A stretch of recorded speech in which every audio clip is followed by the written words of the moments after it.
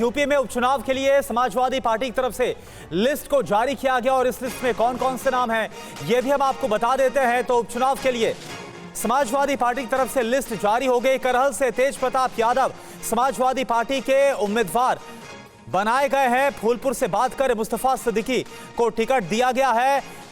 सीसामऊ से नसीम सोलंकी उम्मीदवार बनाए गए। तो एक एक करके वो तमाम नाम इस वक्त उपचुनाव के लिए आपको बता रहे हैं। फूलपुर से बात करें, मुस्तफा सिद्दीकी का नाम सामने आया है उपचुनाव के लिए। समाजवादी पार्टी की तरफ से 6 उम्मीदवार घोषित किए गए हैं। जो जानकारी इस वक्त आपके सामने रख रहे हैं, एक एक जो कैंडिडेट है जिनका नाम रखा गया है। विपिन चौबे इस वक्त हमारे साथ जुड़े पूरी जानकारी के साथ। विपिन, बताइए कौन कौन से नाम सामने आ रहे हैं?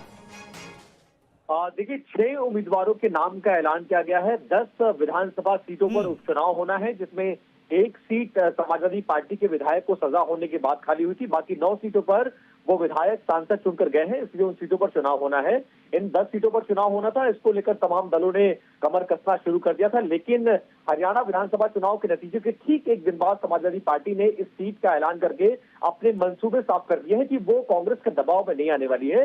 क्योंकि कांग्रेस के प्रदेश अध्यक्ष अजय राय ने कहा था कि हम कम से कम 5 सीटों पर अपना दावा ठोक रहे हैं, लेकिन 6 सीटों पर उम्मीदवारों की लिस्ट जारी करके समाजवादी पार्टी ने साफ कर दिया है कि वो कांग्रेस के दबाव में नहीं है। और सूत्रों के हवाले से खबर ये आ रही है कि एक सीट सिर्फ समाजवादी पार्टी कांग्रेस को देने के पक्ष में है। अगर वो लेती है तो, अगर उस पर नहीं मानेगी तो ये गठबंधन नहीं होगा। और जिन सीटों पर उम्मीदवारों के नाम का ऐलान किया है, करहल वो विधानसभा सीट है जहां से अखिलेश यादव विधायक चुने गए थे, लेकिन सांसद चुने जाने के बाद उन्होंने इस्तीफा दिया था। यहाँ से अपने चचेरे भाई और मैनपुरी से पूर्व सांसद तेज प्रताप यादव को उम्मीदवार बनाया गया है। सीसामऊ सीट उनके विधायक इरफान सोलंकी को सजा होने के बाद से ये खाली हुई थी। उन्हीं के परिवार के सदस्य नसीम सोलंकी को उम्मीदवार बनाया गया है।